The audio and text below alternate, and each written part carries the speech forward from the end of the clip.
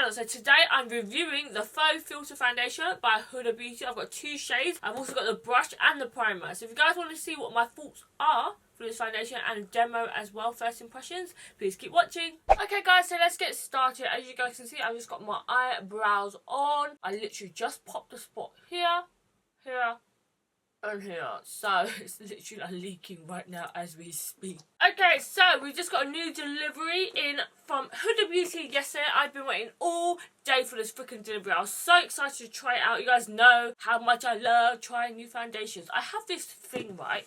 I feel like I can never find the one. I'm always after like the next best thing. So I really love this visual that Huda Beauty has here. It has like a whole spectrum of like different skin shades and stuff. I think after the Fenty foundation 40 shades and all that kind of blew up, I feel like she really wanted to kind of like ride that boat and make sure she included a lot of women inside the campaign. Obviously Huda is right here. I didn't recognise her here. There is 30 shades in total and it is a matte finish with a little bit of sheen. So it's in like a brown box, and at the top here it shows all the 30 foundation shades. It goes from fair, light, medium, tan and rich. Down here got the lovely Huda here. So it says on here, your dream complexion is finally here. The ultimate confidence boost to help you embrace your skin and express your best smile. Oh my god, there's so many S's there and I've got braces in my teeth, so I'm lisping everywhere. Okay, so her quote says, "There's nothing I love more than makeup that makes you look more beautiful, but it's barely there." We'll see about that. This foundation is super full coverage and masks all imperfections, but looks just like skin when applied. No filter needed when using this foundation. Oh snap, that is a big statement, no filter, you know. I probably am going to need a filter after this, I'm not gonna lie. When I open it, it comes with the primer, a brush, which I don't really like applying foundation with brushes, but I will try it today. And then it also has 2 foundations, the 2 that I picked out, and it says express your selfie. I'm so excited to try this. I tried it yesterday on my hand on Snapchat, so if you're not following us on Snapchat, that's where you get the first peeks. Okay, so first up we're going to try it on the primer. This is a moisturising makeup base. I literally don't have anything on my skin, just a bit of moisturiser. I love the packaging that is a squeezy tube, so you can get every single last drop. And then it also comes with a pump applicator.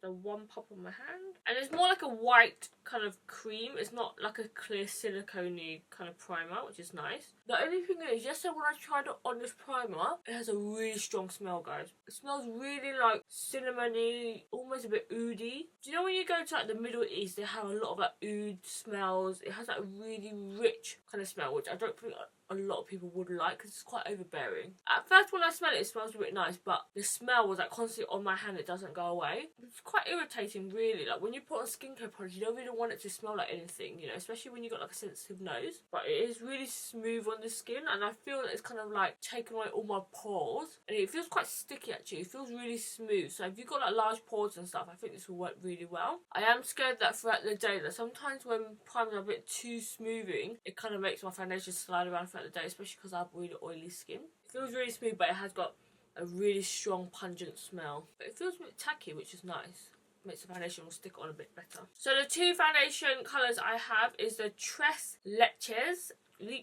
Tres Leches, I don't know what the hell. And this is in the colour 320. And then the other colour that I have is Amaretti 310G. So in her line she does have pink, neutral and golden. So I picked obviously the golden ones. I didn't really know what one to get, but these colours are literally right next to each other, 310 and 320. But today, this morning, I looked on the chart. I'm going to link the chart down below where you can see the comparisons to the other foundations so you can find your match.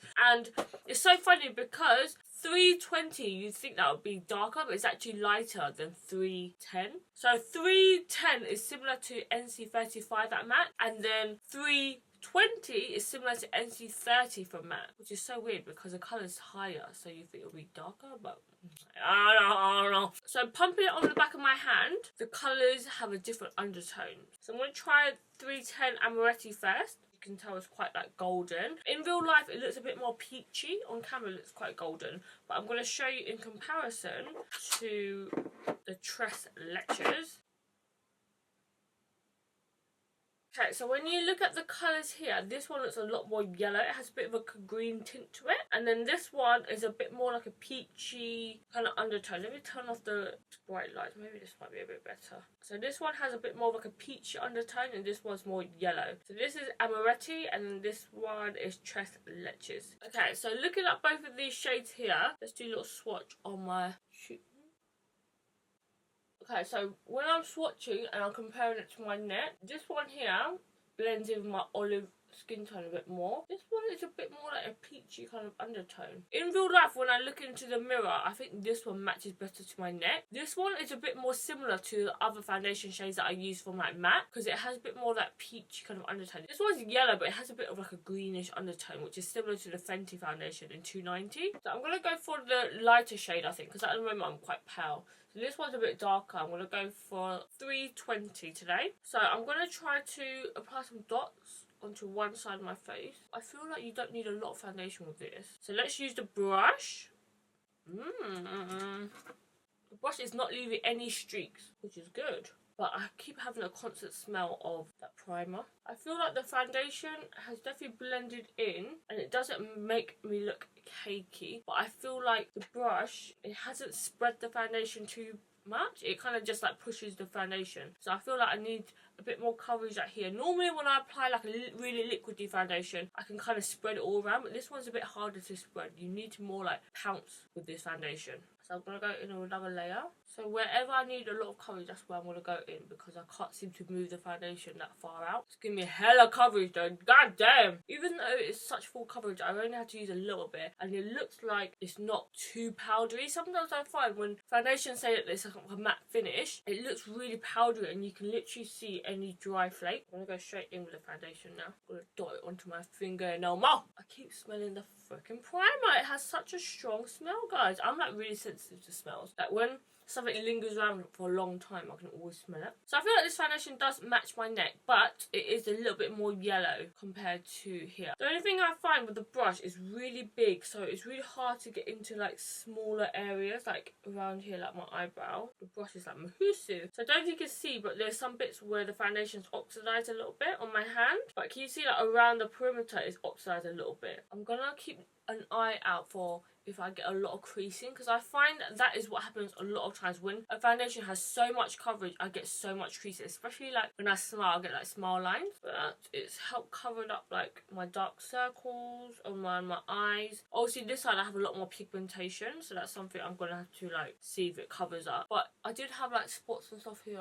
and it seemed to cover all those up really nicely. Okay, so let's try with the foundation on the freaking brush directly. Maybe we can move it around a bit more. I feel like when I'm moving it around like this, I had to really use a lot of strength because the brush is so dense. Wow, it's covering that up so quickly. So where I want more coverage, I literally just tap on and I can see literally it's like hiding away all my pigmentation. Okay guys, so now that I'm like trying to keep working the foundation in, I can tell it's kind of set now. It's not really moving about anymore. I have this spot that I picked earlier here, so it's like leaking fucking fluid, which is so disgusting. I'm gonna have to turn that into like a mole or something. So I don't know if you can see, but I can still see a little bit of like pigmentation just coming through here, so I'm going to need to do another little pump. So strong, that smell, I can't get over it. I think if you're not sensitive to smells, you won't really smell it that much. I think it's on my hand. Yeah, it's on my hand, that's why I fucking keep smelling it. It does feel a little bit heavier now that I've laid it on a couple of times in certain areas. It looks a bit heavier in real life, especially like around here. You see I've got all those creases here. All around my mouth here, where I have a lot of like movement, it's getting like little lines. I think it's a good foundation for when you want a lot of coverage. I might pair this foundation with like another foundation that's quite lightweight, so that it's not so thick feeling. Like when I put it on, it feels really thick. Maybe if I had a sponge, it might feel a bit different. But yeah, with the brush, it does feel a bit heavy on my skin. I've been really loving the Fenty foundation, so I'm kind of comparing it to that one. And this one, it gives a good coverage, but it definitely feels a lot thicker. I felt like she should have come out with a powder as well, because she come out with a brush, a primer, but she should have come out with a powder as well, just to like finish the whole base off, you know. But when I feel my face, I definitely feel like I need to powder because it's very sticky.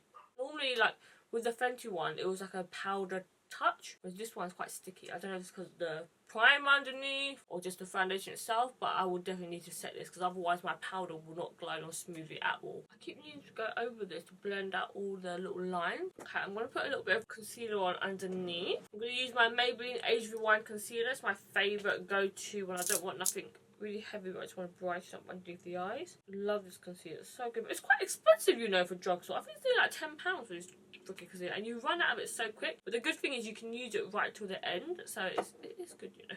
I'm just gonna wet my sponge. I feel like I'm going to go over the foundation with the sponge. Just get rid of any excess foundation, especially around here. I keep getting like a lot of caking around my smile line. Not good. It's making me look old, bitch. I'm only 25.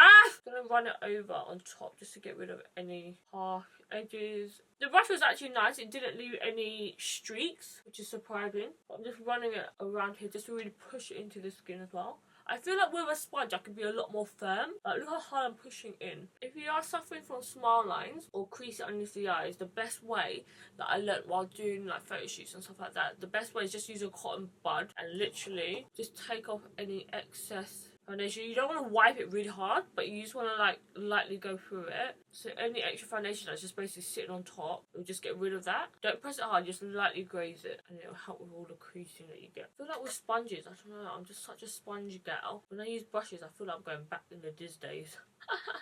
The sponge is really good. It's really kept the coverage there. I feel like with the brush, I kept wiping away the coverage to like a different area. Look at that. With the sponge, it's just like covered up my whole eyes. It's so much better than this one. You can still see all like the darkness. Huda, you should have came out of a sponge as well, girl. This is the Morphe sponge, by the way. I don't know if I told you guys. It's the Morphe. I don't know what shape this is, but they have loads of different shapes. It doesn't really matter much about the shape. It just matters about the sponge because it's really light and bouncy. I'm just adding a bit more of my nose because it wasn't as even as I thought it was. I thought it was alright until I put on the sponge. I'm like, oh god damn, makes everything look even smoother. So it does seem to be layering on nicely. Sometimes I find when you have really matte foundations, when you lay on top of another foundation, it doesn't layer on nicely. I found with the Estee Lauder Double Wear, when I apply more on top, it takes the bottom layer away. It looks so patchy. This one doesn't seem to be doing that, so that's good. Okay, so now I'm really happy with the coverage now. I feel like this sponge definitely made a lot of difference. I'm going to use all products that I will normally use, so I always go on about my Too Faced Primed and Poreless powder. As you guys see, I love it very much. Just I got like a massive hole. This is my second one as well. Just dabbing it on. This is my Real Techniques